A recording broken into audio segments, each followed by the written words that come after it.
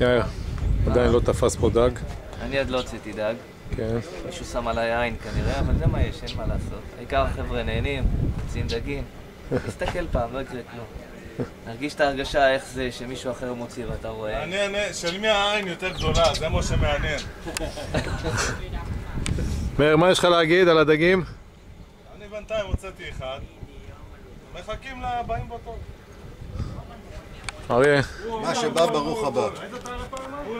הנה, תסתכל. איזה יופי, הנה היא פה. חבל על הזמן, חבל על הזמן, 20,000. איזה יפה. כולה עם חתיכה של דג מת הייתי מוציא אותו.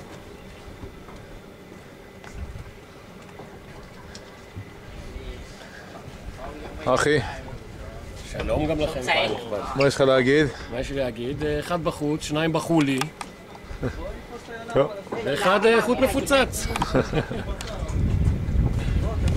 בוריס, מה יש לך להגיד?